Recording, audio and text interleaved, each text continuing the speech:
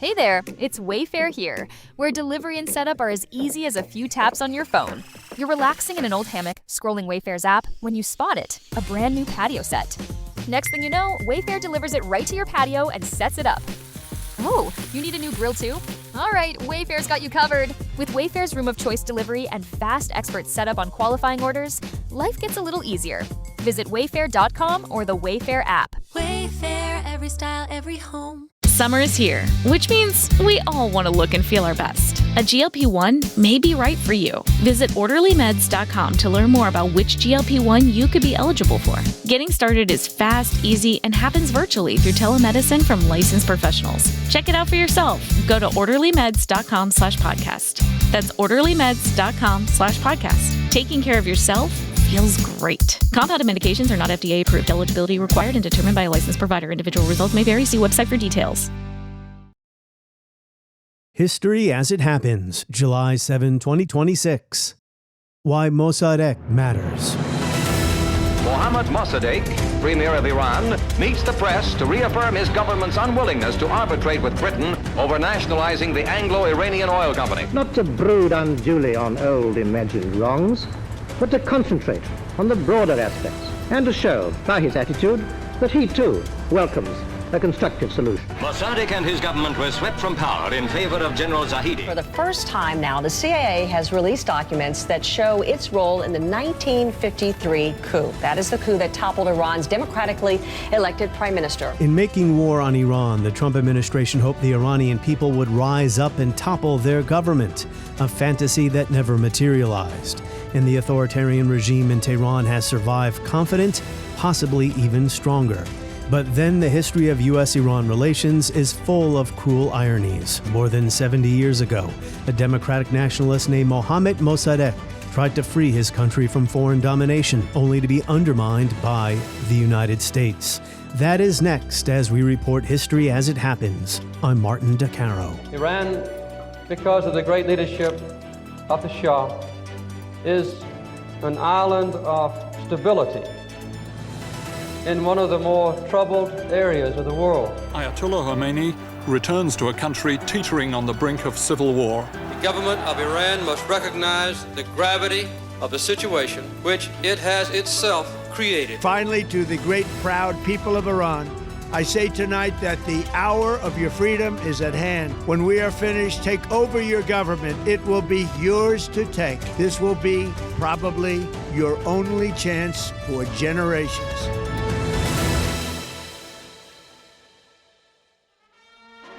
There was a densely packed session of the Security Council at New York when Persia's ailing premier, Dr. Mossadegh, arrived on the arm of Mr. In October 1951, Iran's frail, dramatic 69-year-old prime minister visited the United States to defend at the United Nations his country's decision to nationalize its oil industry, which had been dominated by Great Britain through the Anglo-Iranian Oil Company. Their mission fruitless, the Anglo-Iranian oil delegation, led by Mr. Jackson, returns to London as Persia gives the company's employees 1 week to decide whether to stay and work for Persia. Invited to negotiate, the delegates flew to Tehran. What happened is told by Mr. Jackson as pressmen asked for news about the oil position. Almost immediately at the outset, we were asked to accept the Persian law as it stands. I replied that we could not do that we would recognize a form of nationalization provided... Mohammad Mossadegh had been elected prime minister by Iran's parliament, the Majlis, in the spring of 1951. By August of 53, he would be overthrown in a CIA-backed coup, tried for treason, sentenced to prison, and after 3 years in prison, Mossadegh spent the rest of his life under house arrest. He died in 1967. The Shah's regime forbade newspapers from mentioning his name. Newsreels on the 1953 coup made Mossadegh out to be the villain. In Tehran, it looked as if Mossadegh would soon be named president, and on his orders, troops occupied the Shah's palaces and surrounded Parliament. And then the people themselves took a hand. While the man did make mistakes during his tumultuous 2 years in power, he was intransigent in negotiations with Great Britain, he assumed emergency powers and dissolved the parliament, alienating important constituencies whose support he needed to survive. Despite those and other missteps, Mohammad Mossadegh, in the years after the Second World War, galvanized the Iranian people. As the historian John Ghazvinian writes in his book, America and Iran, for Iranians, the election of Mossadegh and the nationalization of the oil industry were only the first steps in what everyone knew was going to be a long and difficult battle with the Anglo-Iranian Oil Company. But they also represented something never before seen in Iranian politics. For the first time in history, the nation's parliament had acted truly independently and stood up for the wishes of the Iranian people. And as Christopher de Beleg writes in his biography, The Patriot of Persia, Mossadegh was the first liberal leader of the modern Middle East. He was a rationalist who hated obscurantism and believed in the primacy of the law. His understanding of freedom was exceptional in Iran and the wider region. Indeed, the West would have liked him more if he had been less committed to freedom. He would not back down from his demand for economic independence from Britain. He would not lock up communists to please Washington. Former Premier Mossadegh's ruined house is a mute testimony to 3 days of bloody rioting, culminating in a military coup from which the one-time dictator of Iran fled for his life. His car, as well as his home, is a shambles. As Americans celebrated the semi-quincentennial in their experiment in self-government, I thought of Mossadegh. As the U.S. made war on Iran this year, hoping for some kind of democracy to blossom under the weight of missiles and bombs, I thought of Mossadegh and what could have been had the CIA not conspired with MI6, the Shah, and the Prime Minister's opponents in a coup. The Shah, who had fled to Rome, comes home, backed by General Zahedi, military strongman, who engineered his return to power. The general will now have a strong voice in the newly formed government, whose cabinet is seen here with Shah Pahlavi. So I did an episode on the coup itself a couple of years ago. I'll share a link to that in the show notes to this episode. Today we're going to answer the question, who was Mohammad Mossadegh and why does he matter today? Roham Alvandi is the director of the Iranian History Initiative at the London School of Economics and Political Science. He's the author of Nixon, Kissinger, and the Shah, the United States and Iran in the Cold War. Roham Alvandi, welcome back to the podcast. Pleasure to be with you again. When Donald Trump announced the start of the war against Iran, he said this is the time for Iranians to take back their government. There's a cruel irony in there, isn't there? Well, yeah, particularly to Iranian ears. I mean, anybody in Iran can recount the history of the 1953 coup against Mossadegh. I think it's less well known in the United States, although I did see that Mossadegh even made an appearance at Coachella this year, believe it or not. He is sort of there in the ether, in the sort of public consciousness, even though we're talking about events that happened in Iran 60, 70 years ago. Do Iranians talk about him? Absolutely, absolutely. But, you know, what he means to Iranians, I think, has changed a lot over the years, you know, and the way people talk about him has probably changed a lot as well, and what he sort of represents and what he stands for. He is the kind of national hero of Iran, you know, in the same way that, I don't know, George Washington is in the United States. He is he was a historical figure who kind of stands in for certain values: constitutionalism, liberalism, democracy, national independence, national sovereignty. So he becomes a shorthand for all those kind of political values, I think, for a great many Iranians. But he also has his critics, particularly amongst the supporters of the Shah and of the monarchy. You know, he's a very reviled figure, and there is a whole kind of Mossadegh revisionism that has emerged, particularly in recent years, which is attempting to challenge this heroic kind of image of Mossadegh. But still, I would say he very much occupies that space of a national hero. You know, I don't like to idealize or make heroes out of historical figures, especially politicians. But I have said in the past that Mossadegh is one of my heroes, for what he tried to accomplish in the face of opposition on the part of the United Kingdom, his own internal enemies in Iran, and the United States. But, you know, about Mossadegh, he was a political superstar in the late 40s and early 50s, but he went back a long way in Iranian politics. He was born in the 19th century. He received a Doctor of Law degree from the University of Lausanne in Switzerland. And then he returned to Iran in 1914. He was appointed Governor General of the important Fars province, according to the encyclopedia. Iran during this time, this is important context, the late Qajar dynasty and Iran or Persia trying to be an independent nation, but its independence had been compromised by Britain's economically dominant position in the oil industry. This goes back to the early 20th century, and it's important for shaping Iranian sensibilities about, not really having control over their own sovereignty, their own economic fortunes, right? Yeah, Iran was one of the sort of handful of countries in Asia that basically managed to preserve its very precarious independence in the era of European empires. So if you think of Iran, the Ottoman Empire, Japan, China, Siam, these were the few countries that resisted this kind of wave of European colonial expansion. So for the Iranians, that meant the Russians in the north and the British in the south. The British are in India, they're in the Persian Gulf, so Iran is very important to them. And then, of course, once oil is discovered in Iran in the early 20th century, the British have a vital stake in Iranian oil, which fuels their navy, the Royal Navy, which is the whole basis of their empire. So when Mossadegh comes along as this nationalist figure, you can kind of think of him in the category of people like Sun Yat-sen in China or Mustafa Kemal in Turkey. He really threatens their interests. He's basically saying Iranian oil should be in Iranian hands. It should be controlled by Iranians. It's not okay that the biggest industry in the country, the most important source of income for the Iranian government, is basically controlled by a foreign power, which gives them too much say, too much power, and too much control over Iran's national affairs. All that wealth was leaving the country, going to Britain. Absolutely. On the one hand, he's a figure who stands for national sovereignty and independence against British imperial influence in Iran. But there's another side to Mossadegh that's probably less well known, particularly outside of Iran, which is that Mossadegh was a child of the constitutional revolution in Iran. This was the effort in the early 20th century to create a parliamentary democracy in Iran, to limit the powers of the Shah, the king, with a constitution.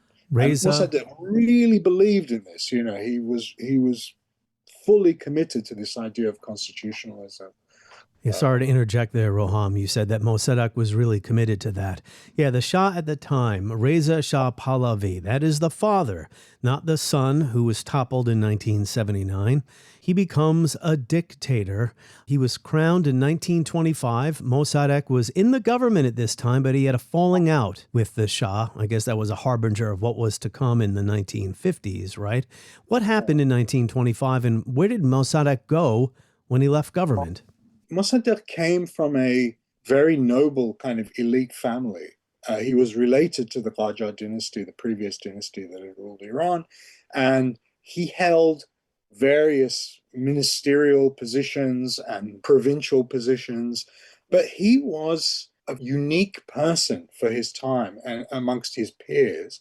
He was not corrupt, so he didn't take these positions in order to fill his pockets or exploit whatever government position he had for his own personal gain. And he was a stickler for laws and rules, which was also unusual. Most people who held these kind of positions understood that politics was a kind of game.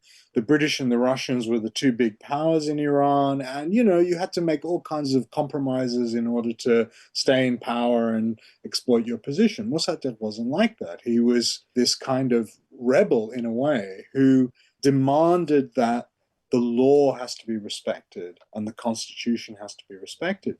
That inevitably brought him into conflict with Reza Shah.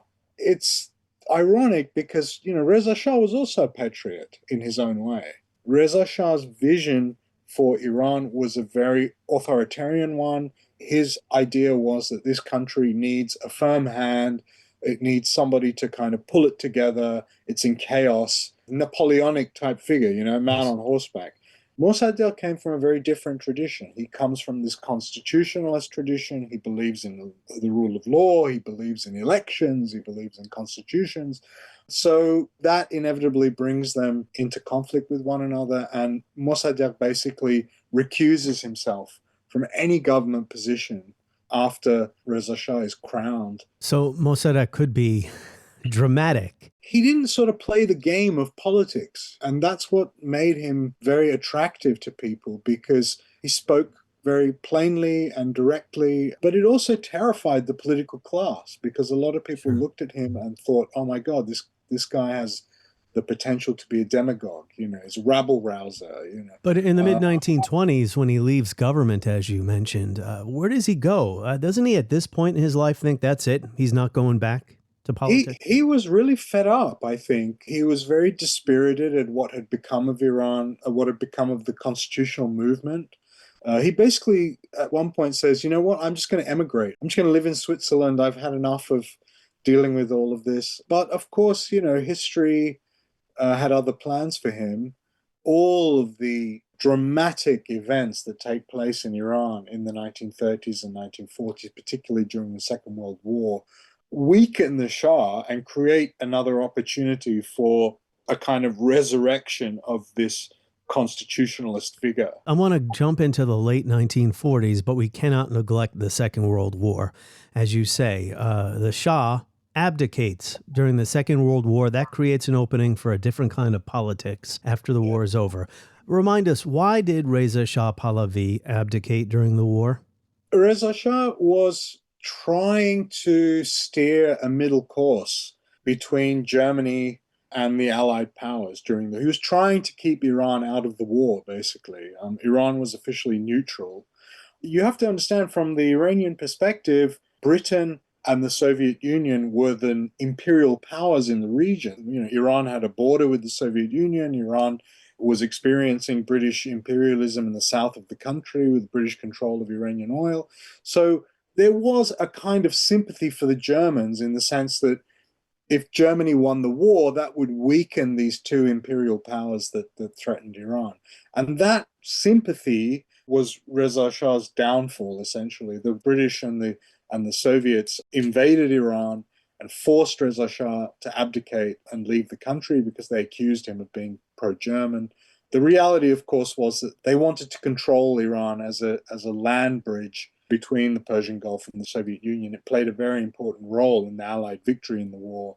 But the demise of Reza Shah, this very powerful autocratic figure, creates an opportunity for politics to reemerge in the country, some kind of democratic politics to emerge after 1941. And that's when Mossadegh reemerges. The only position he will take is as an MP. He says, I don't want any ministerial post, I don't want anything like that. He runs for parliament and is elected from Tehran and is basically a backbench MP in the fledgling Iranian parliament, railing against British imperialism in Iran, Soviet imperialism in Iran, and quickly develops a public profile and a reputation as a patriot and as a nationalist. Yeah, his National Front. At first, they only had 8 seats in the parliament out of about 100 overall. I want to talk more about the political milieu now after the war in Iran. So the Shah is succeeded by his son, but the Majlis comes back to life. And John Gazvinian, in his excellent book, America and Iran, published a few years ago, talks about what he refers to as the Tehran Spring.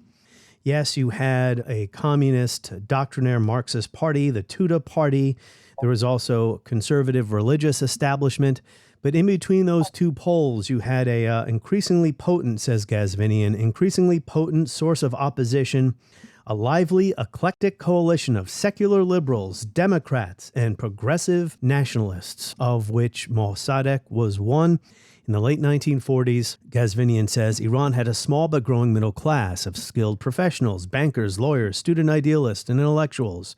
This large and varied group increasingly found itself intoxicated by a blend of nationalism and Western-style liberalism. Mossadegh was already pushing 70 when he emerged as the de facto leader of this liberal opposition. He was as bald as a melon, walked with a cane, and suffered from a nervous condition that often manifested itself in the form of fainting spells. But he was also one of the most charismatic, free-spirited, and uncompromising figures of the 20th century. So here he is in the Majlis in the 1940s, and something happens that gives him a platform. That is the oil deal with Britain, now under the Anglo-Iranian oil company. It used to be the Anglo-Persian oil company. The oil concession comes up for a renegotiation, and it's terrible. Well, as far as the British are concerned, Roham, it's great.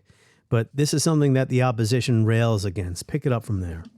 The concession, basically, that the British had for Iranian oil was up for renewal in 1933. Reza Shah essentially agrees to extend the concession and manages to get slightly better terms from the British. But the concession agreement is hugely controversial. Just the tax that the British exchequer was collecting from the Anglo-Iranian oil company, forget about the profits, just the tax that the British government was collecting was bigger than the royalties that the Iranian government was getting from Iranian oil. It becomes this lightning rod of Iranian nationalism. If you think of these other countries where there were sort of independence movements because they were former colonies, the oil nationalization movement is sort of the equivalent of that in Iran. Iran was an independent country, but what does it mean to be an independent country if you don't control the most important industry in your own country, right? So oil nationalization becomes this essentially national movement, and the prime minister at the day, Ali Razmara, General Haj Ali Razmara, is trying to sort of negotiate better terms with the British and ends up signing a deal that is hugely controversial. And rejected. It was rejected by the parliament. Exactly. I just want to remind people, this is 1949. There had been a number of prime ministers coming and going. The Shah could not find somebody who could, as you put it before, steer that middle course, keep the British happy without inflaming sentiment on the Iranian street, and that proved impossible. Very difficult. This is the era of nationalism. And so it's in that context, Mossadegh as the opponent of these concessions to the British, that's what propels him into the national spotlight. As you say, he has this charisma, but more importantly than that, he has this very clean reputation. He's somebody who's from the upper class of the country, comes from a very privileged background, but he has sort of foregone all of that in order to commit himself and devote himself to the cause of liberty and independence for Iran. And that, especially for this new middle class in Iran that's emerged, during the 1920s, 30s, 40s, he becomes the representative of their way of thinking. Yes. And of their aspirations for Iran.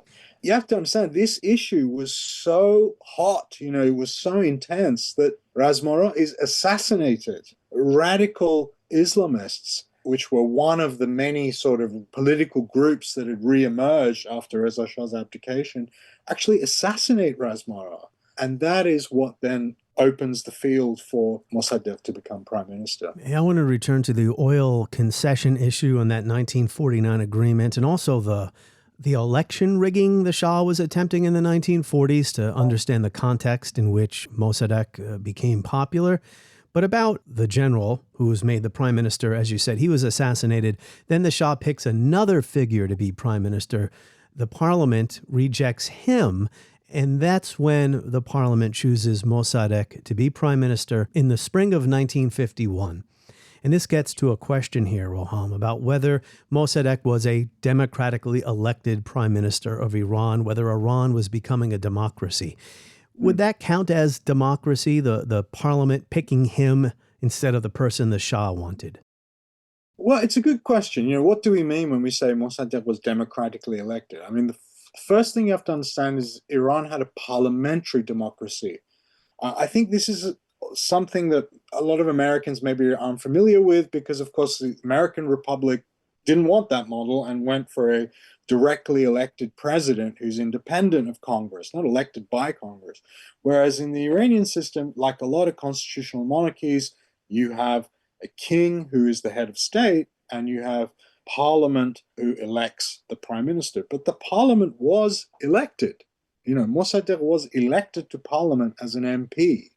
Now, were those elections perfect? By no means. There was all kinds of shenanigans that went on. You have to imagine Iran, what was Iran like in the 1940s? It was still a kind of feudal society in many ways, primarily agrarian. So in a lot of districts, who's getting elected to this parliament? It's whoever is the big landowner in that region, and all their peasants who farm on their lands, show up to the polls and dutifully vote for their representative. But what had changed was, really, and this is very important, is that the representatives who came from the big cities in Iran, especially Tehran, represented this kind of burgeoning middle class. The school teachers, the government civil servants, the university professors, the, journalists, the engineers. Mossadegh's National Front was a tiny fraction in the parliament. They didn't have a majority. As you said, there were only 7 or 8 of them. But what they could do is they could cobble together a majority in parliament because of how important this oil nationalization issue had become. When we say Mossadegh is democratically elected, what we mean is that he was a prime minister who could command a majority in parliament. He wasn't just somebody who was plucked out of the air by the Shah. He was somebody who commanded a majority in parliament, according to the constitution. Unprecedented, really. He had a mass following in the late 1940s. Tap subscribe now in the show notes to skip ads, get early access, and enjoy all of our bonus content. Or go to historyasithappens.com.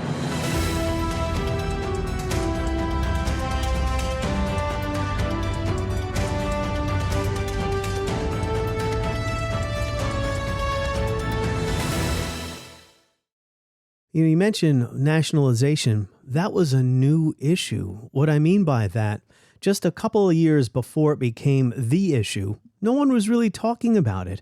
What the Iranians wanted was just simply a fair deal from the British. But it was British stubbornness, obdurance that pushed the Iranians, or at least this faction of them.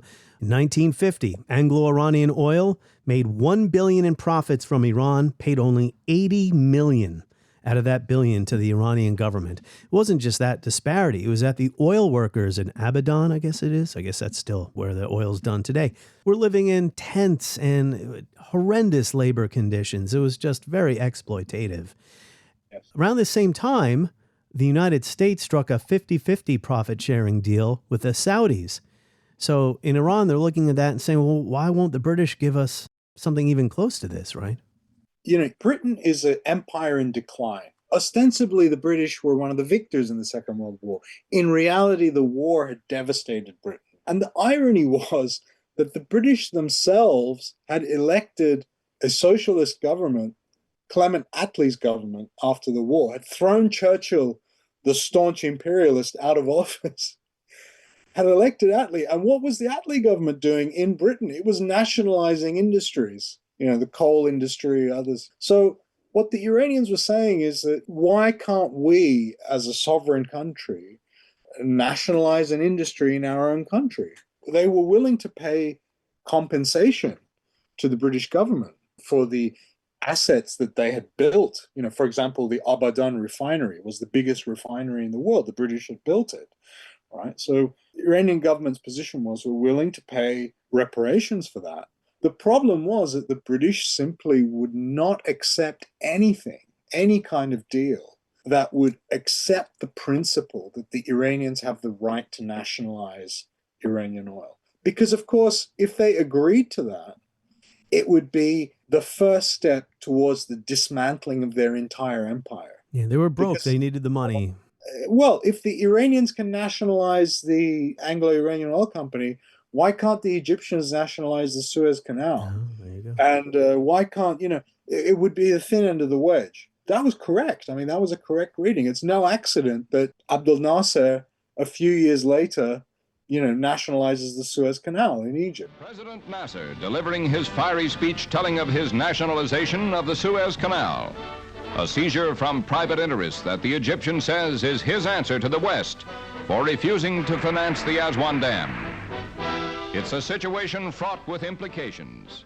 But undeterred, President Mossadegh understood this, the British understood this, and there was a massively important economic dimension because, as you say, this is a bankrupt country. Food is rationed in Britain, after the war, up until the 1960s. Yes, think about that. So this is not 1950s America, with the big cars and everybody's got a washing machine and a television. This is decimated Britain.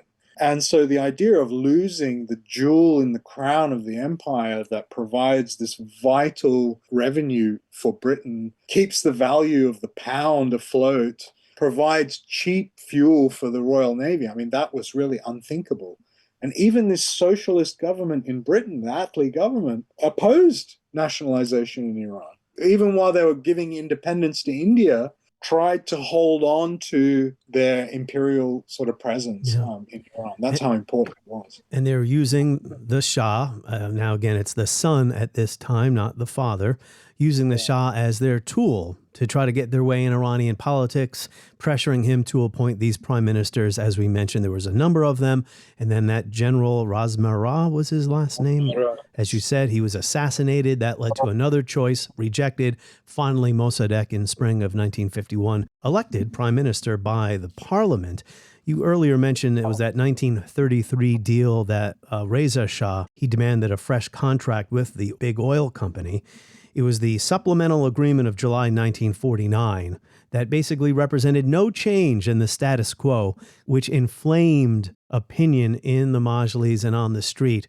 And that is where Mossadegh made his stand. We're not going to let this stand. Mossadegh was an idealist. He wasn't a realist. He wasn't a kind of pragmatist who played political games. And that's a criticism that many people make of him, that, he was too idealistic and didn't understand global power politics. Someone like the Shah, the young Shah, this is Mohammad Reza Pahlavi we're talking about, he's in his 20s. Wow. Mossadegh is in his 70s. Okay, so this is two very different men, right? But, most of the people, the Shah himself, the people that were around him, the people that had been around his father, these were sort of pragmatic people. And they looked at this problem and said, it's madness to take on the British. They're too powerful. This is not a very clever strategy. Let's compromise. Let's come up with some kind of, solution that satisfies them and calms everything down. And, that was the kind of pragmatic approach that they took. Mossadegh says, no, he digs in his heels and he says, look, once and for all, we have to declare our independence from the British. We have to throw them out of the country. And we can do it. We shouldn't be afraid. He had an idea called negative equilibrium.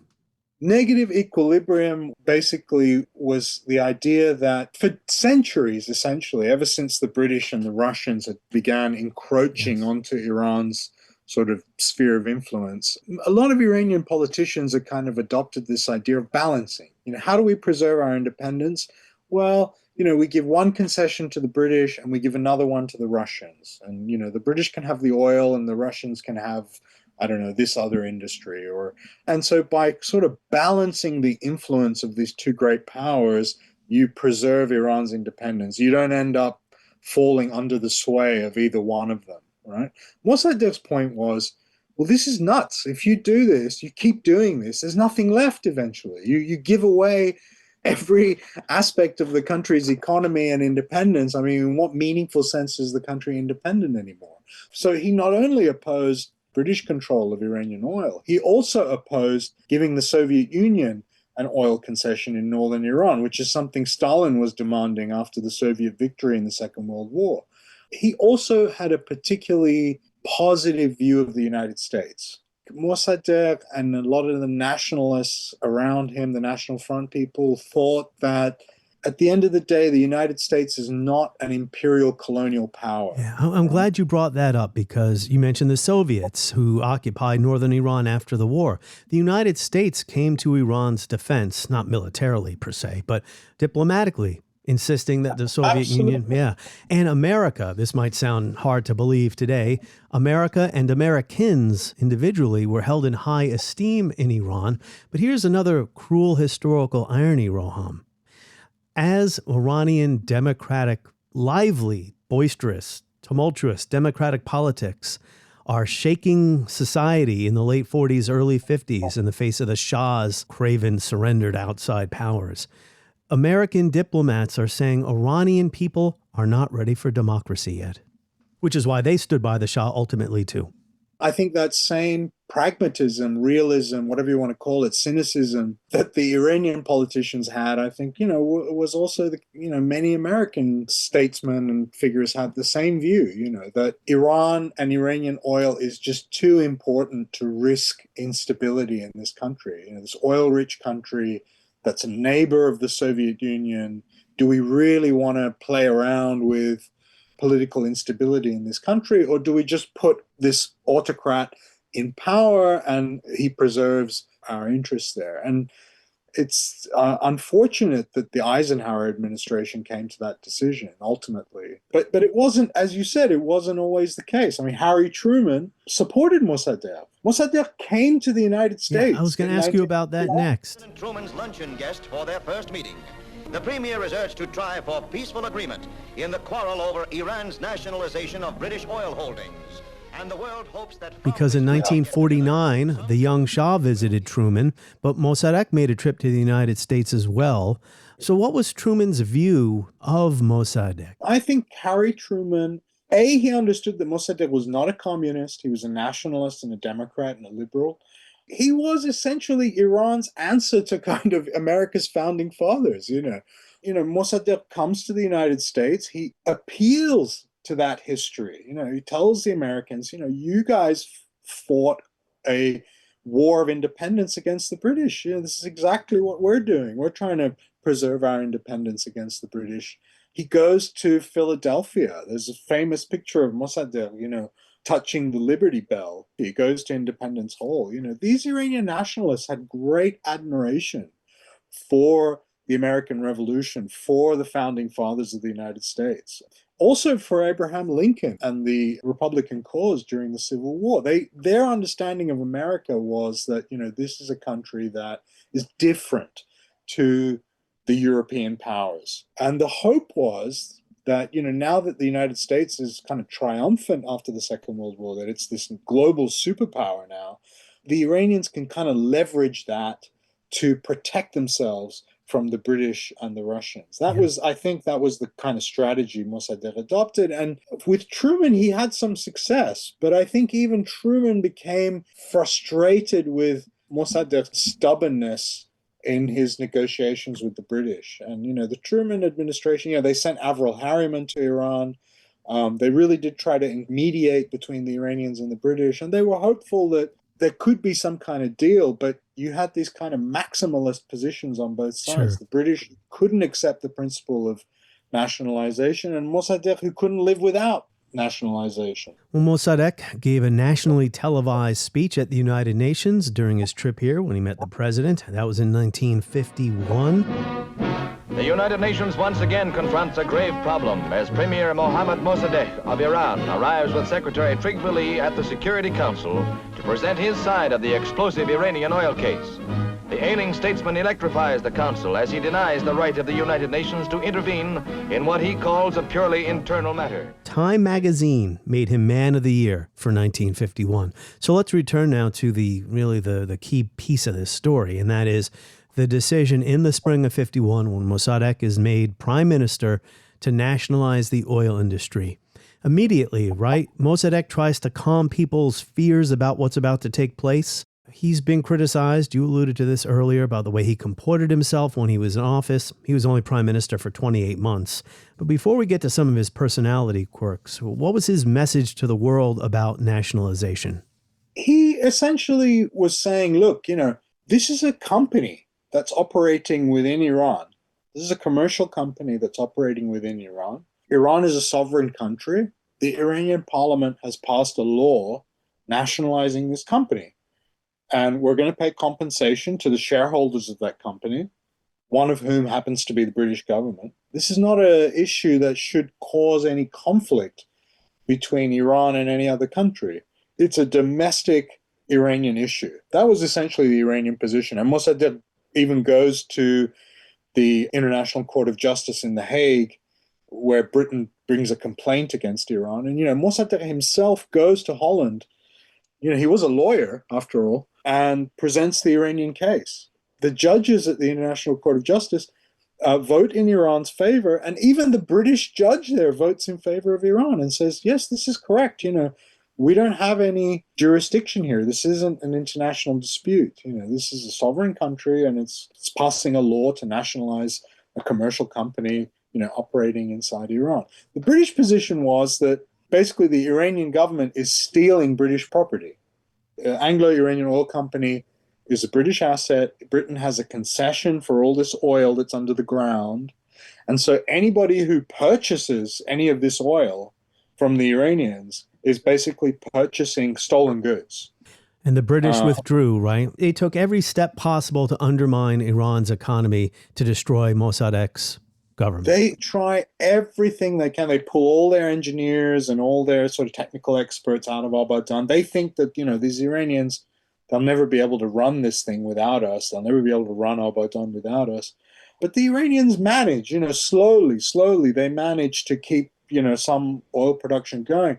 The problem was not the production. The problem was marketing the oil, selling the oil, because any country or any company that would try to purchase this oil from Iran, the British would take them to court immediately in whatever jurisdiction it was. And that created immense, economic problems for Mossadegh's government. They had to pay people's salaries, civil servant salaries. And fodder for his internal opponents. We'll get to who those people were in a second, but can you address Mossadegh's behavior in office? Because he's been criticized for this. He wore pajamas in public. He gave speeches to the parliament while he was on his bed. He was lying on his bed. The bed was carted into the chambers. He would cry in public quite a bit too, right? To an outsider, he would look unstable, maybe. And the British press, played this up quite a lot. That he's crazy, he's a madman, all this kind of thing. Well, look, he was a very old man. He was in his 70s, when he was prime minister. He was quite frail. He had a variety of illnesses and that he'd had most of his life. And so it wasn't uncommon for him to be bedridden in the middle of some political disaster. I think in an Iranian sort of cultural context, he also tried to take advantage of this, presenting himself as this kind of frail old man, is not a threat to anyone, and, is deserving of sympathy. And, I think it was a way of kind of disarming his opponents. But he was famous for this kind of thing. I mean, people would go to negotiate with him and he'd be sitting in bed and he would bring his granddaughter in, and his granddaughter would sit next to him, and he would, they would ask him something and he would say, oh, let me ask my granddaughter, let's see what she thinks. He used all these kind of tactics. I mean, another was very common, for example, because in Parliament, when, they were going to lose a vote, for example, the National Front, remember, there are only 7 MPs, basically. If they were going to lose a vote, Mossadegh would faint. And then the Parliament would have to recess, and then that would give them time to go and whip the votes, until Dr. Mossadegh recovered. So he was not beyond these kind of tactics, which I guess are the tactics of the weak. I think they came across very differently to a Western audience than they did to they kind of endeared him to an Iranian audience, but I think to a Western audience, they were kind of bizarre or baffling or somehow also kind of unmanly or unmasculine. Yeah. Well, I mentioned before this coalition of secularists, progressive nationalists, lowercase d Democrats. That was Mossadegh's milieu, but he obviously had, like in any country, right? Not everyone's on the same page. There are opposing political groupings or parties. Yeah. This comes to a head, right, when the British convince the Shah, as he had done in the past, to just get rid of the prime minister. I mean, I guess that was a constitutional dispute in Iran. Who could appoint and remove prime ministers? Parliament could elect someone, but the Shah could remove that person. But when the Shah tries to remove Mossadegh in 1953, it backfires on him badly, right? This is the huge point of contention, until today, really, between supporters of the Shah and supporters of Mossadegh.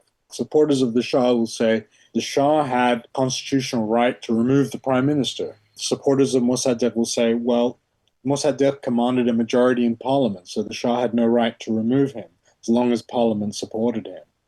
This dispute was never resolved in any democratic fashion because there was a military coup that ended it all. Yeah. And it's It's become the source of bitter acrimony ever since. It's really a tragedy because in many ways, the Shah and Mossadegh really ultimately wanted, in many ways, the same thing for Iran, national independence, sovereignty. Really, the difference was that Mossadegh was willing to confront these foreign powers and take that risk and base his support on the people, whereas the Shah was simply unwilling to do that. He was not willing to confront these foreign powers. Remember, these are the same foreign powers that had invaded the country and removed his father. So you can imagine his kind of mentality, right? Let me ask you, another point of historical dispute is, in 1953, considering how powerful or how many enemies Mossadegh had within the country, because they may have sympathized with the cause, but Iran was a mess. So when you consider how strong the opposition was, how important in the final analysis was the CIA's involvement in toppling him? It's another big question, big debate in the historiography. The historians kind of debate this endlessly. My own view is that the CIA role was crucial to toppling Mossadegh for a number of reasons. I mean, yes, it's absolutely true that Mossadegh had enemies. He had political enemies. His support within the National Front had weakened considerably, but he had huge domestic support amongst the people. Maybe not so much amongst the political class, but you have to remember, Mossadegh resigned in protest in 1952. He had enough of the Shah and the British and all these people, and he said, you know what, I resign. And within 5 days, he was swept back into office, on a tide of kind of popular support. The Shah really had no choice but to give him another mandate. So the CIA's role was crucial because these actors who were against Mossadegh had very little popular support. The most significant amongst them really were the communists, the Tudeh party, who were not willing to, who didn't want to participate in toppling Mossadegh. They did a lot to undermine him they didn't really like Mossadegh's pro-American attitude, for one thing. That's ironic, considering Eisenhower bought into the idea that Mossadegh might be a commie stooge. They created a lot of problems for Mossadegh, but ultimately they were not in favor of, toppling Mossadegh or anything like that. The forces that toppled him, the military in particular, the clergy, conservative elements of the clergy, the landowning class, these kind of people didn't have sort of anywhere near the kind of popular support that Mossadegh had. And they were also quite disparate forces who felt very demoralized by Mossadegh's popularity. So the CIA's role in actually bringing all these people together, coordinating them, actually writing a script for this coup plan, putting it into motion, distributing money to bring these crowds into the streets, all of this was basically orchestrated behind the scenes by the CIA. And we know this. I mean, this is not a matter of dispute. I mean, all of this is documented, and the United States government, to its credit, has declassified. Yeah, not the UK government, but you're right. Not the UK, no. I mean, you really have to give, the US credit for this. I mean, successive American administrations have declassified, even the Trump administration, has declassified vast amounts of documents showing this. The British, of course, are quite happy for the Americans to take the blame, and they don't want to get any kind of attention to their own role in the coup, so they don't release anything. But the Americans, have been pretty transparent about it, and it's there for anyone to see. So, and another cruel irony here as we wrap up is that ultimately, when the Shah is back in power, the British come back into the company, and they do sign a 50-50 agreement. They lose their monopoly, essentially. Yes. But the Iranian government signs a deal with a consortium of companies, including what's now called British Petroleum, which used to be the Anglo-Iranian Oil Company. They get a share.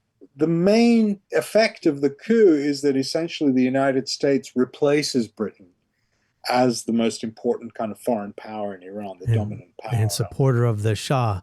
So, Roham, my final question here. Many historians say history doesn't operate in a straight line, but I think we can draw a straight line between the coup in 1953 to 1979, especially when you consider during the heat of that year, 1979, during the Islamic Revolution, that many Iranians were worried the United States was going to install the Shah again and put an end to another popular uprising, if you will, in the country. I mean, you can't get 79 without the destruction of Iranian democracy by the United States in 1953. 1953 did enormous damage to the Shah. But let me give you a hypothetical scenario, right? Imagine in Britain today if there was a Russian intelligence operation to bring down, to pressure the king, King Charles, to dismiss an elected government. You would have millions on the streets. I mean, it would be the end of the monarchy, right? I mean, people would be outraged. Unconstitutional, gross violation of our national sovereignty. You know, the coup and the Shah's kind of begrudging, role in the coup and his collusion with Britain and the United States to topple Mossadegh did huge damage to his legitimacy. The king, the monarch, is supposed to embody the nation. The monarch, the crown, is supposed to be the symbol of the nation.